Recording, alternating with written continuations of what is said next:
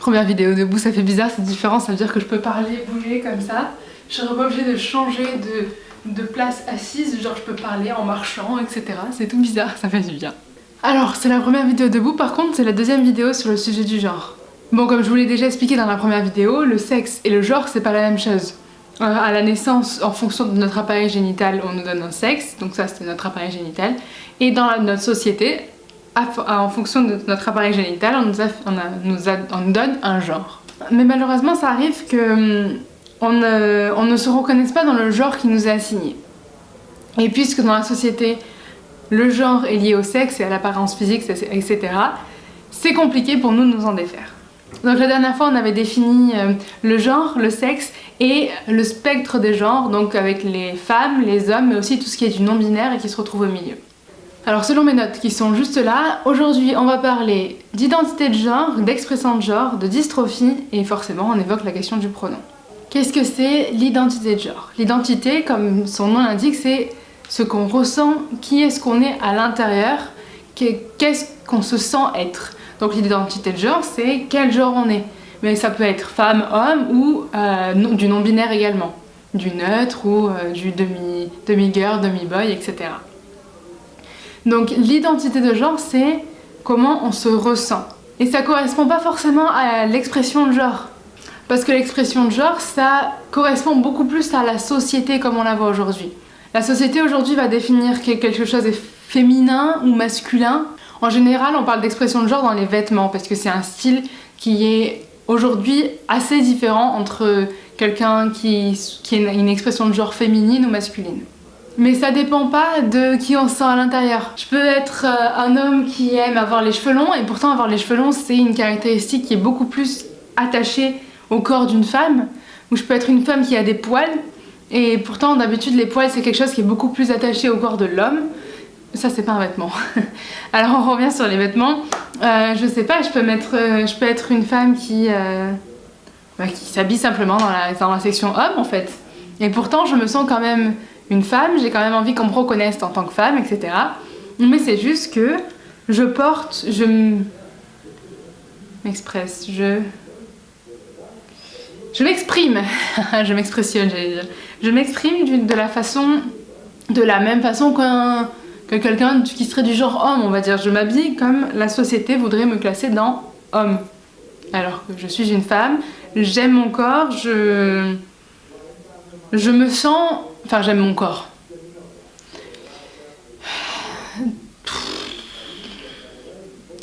Cette vidéo est floue. Je sais pas ce qu'il faut que je dise.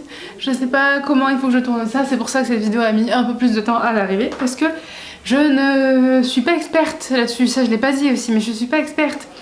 J'essaie de prendre un maximum d'informations d'un peu partout sur tous les témoignages que je peux trouver sur internet, mais je suis pas experte et je suis pas non plus non-binaire ou je suis pas non plus transgenre, donc c'est compliqué pour moi de parler au nom d'un grand groupe comme ça. Et en plus, toutes les personnes non-binaires, toutes les personnes transgenres sont différentes. Donc, pour résumer, l'identité de genre... À chaque fois j'oublie une syllabe, même quand je l'écris, ça c'est... Pour résumer, l'identité de genre, c'est ce que tu ressens à l'intérieur de toi, c'est en général... Il y a un dessin que je vous mettrai ici, là, par là, qui est assez bien fait. C'est, en gros, qui parle de l'identité de genre, ils disent que ça c'est dans ta tête, c'est comment toi tu te ressens, qui tu es au fond de toi. Et l'expression de genre, c'est sous quel genre de la société tu t'habilles, en fait. Tu t'habilles ou tu fais des choses qui sont plus apparentées à masculine ou féminine en fait. Donc ça c'est à l'extérieur, c'est ce que tu renvoies, mais c'est pas forcément en accord avec ce qu'il y a en dehors, à l'intérieur de toi. Tu peux être comme je disais, tu peux être une femme qui aime t'habiller en, je sais pas, en habit de foot et c'est pas pour ça que t'aimerais qu'on te considère comme un homme. Et c'est là qu'on peut venir à la question de la dystrophie. Alors qu'est-ce que c'est? C'est quoi ce mot? À tes souhaits, hein, si tu veux, parce que c'est pas tout clair et que j'ai découvert ça, pareil, pas très longtemps en faisant mes recherches. D'après ce que j'ai pu trouver là, la dystrophie, c'est l'inverse, l'opposé de l'euphorie. Donc ici, on dit que c'est un état de malaise et d'angoisse. Très bien. Du coup, c'est quoi le rapport avec le genre là? Parce que c'est juste pas bien là. Il existe plusieurs types de dystrophie quand on parle du genre et du sexe. Il y en a une, c'est la dystrophie physique, donc ça c'est la dystrophie du sexe, c'est-à-dire je suis dans un état de mal-être par rapport au corps que j'ai. J'ai l'impression que mon corps ne me correspond pas, je me sens... C'est pas être mal à l'aise dans son corps en mode j'aime pas mon corps, vas-y je suis trop grosse ou je suis trop maigre ou je sais pas quoi. C'est... Typiquement un exemple, c'est les hommes trans qui ont une dystrophie par rapport à leur sein, à leur corps. Leur sein ne correspond pas à ce qu'ils voudraient être, à ce qu'ils voudraient avoir. C'est pas qu'ils voudraient avoir des seins plus gros ou plus petits, c'est qu'ils voudraient ne pas avoir de seins, ils voudraient avoir une poitrine d'homme, ils voudraient avoir par exemple les hanches aussi. Les hanches de femmes sont différentes des hanches d'hommes et du coup ils sont en désaccord, ils sont en mal-être avec leur... Et c'est pareil pour la dystrophie sociale. Donc là on avait parlé de la dystrophie physique et là il y a la dystrophie sociale et là c'est plus sur le mal-être social et donc le mal-être du genre, parce qu'on a dit que le genre c'était à peu près dans la société que c'était ancré, et du coup la dystrophie sociale c'est comment tu es vu par le reste du monde, et c'est plus seulement ce qui se passe sur ton corps sans que personne te voit. La dystrophie physique c'est si jamais il n'y a personne autour de toi, que tu es tout seul, tu te sens quand même pas bien.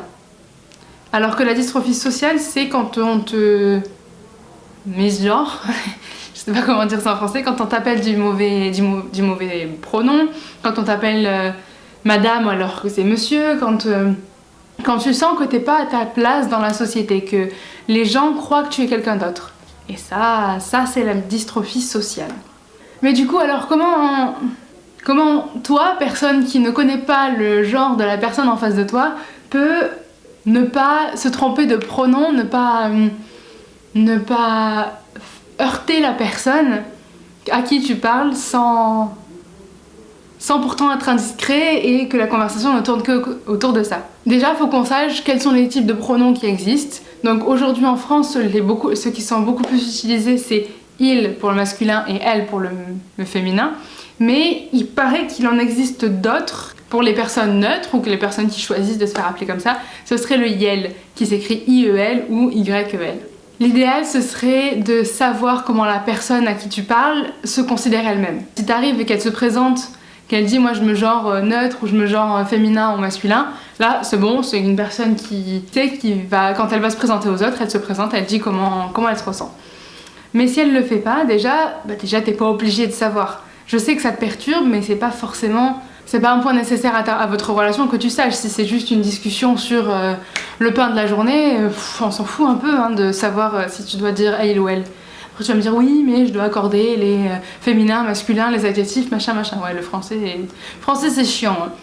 Et ben tu peux soit essayer de parler neutre, ne pas forcément dire beau ou belle, mais dire magnifique. Magnifique, on sait pas si c'est féminin ou masculin par exemple. Et si t'as des doutes, déjà tu peux, si ça te pose vraiment des questions dans la conversation, tu peux savoir comment la personne se genre, si jamais elle accorde elle ou non les adjectifs. Et puis si jamais tu veux savoir et que tu as l'impression que la personne est ouverte et que toi tu vas pas poser cette question là comme un bourrin, tu peux lui demander excuse-moi, j'aimerais bien savoir comment te genrer. Mais dis pas juste excuse-moi, t'es une femme ou un mec. Non, essaie de faire ça avec du tact. Fais ça quand même bien. Tu peux très bien lui poser la question. En général, les personnes sont ouvertes, les personnes peuvent arriver et te dire ah oui, moi je me genre encore en tant que il ou en tant que elle. Et puis c'est bon. Mais juste ne sois pas un gros bourrin et tu peux juste poser la question. Et voilà, donc là on a défini tous les termes qu'on avait définir, on a parlé des pronoms, donc c'est la fin. J'espère que cette vidéo t'a plu. Bon, j'avoue que j'ai pas encore utilisé bien l'espace que j'avais ici. Je suis un peu déçue. Mais bon, écoute, on le fera sûrement dans une prochaine vidéo. Et ben à la prochaine!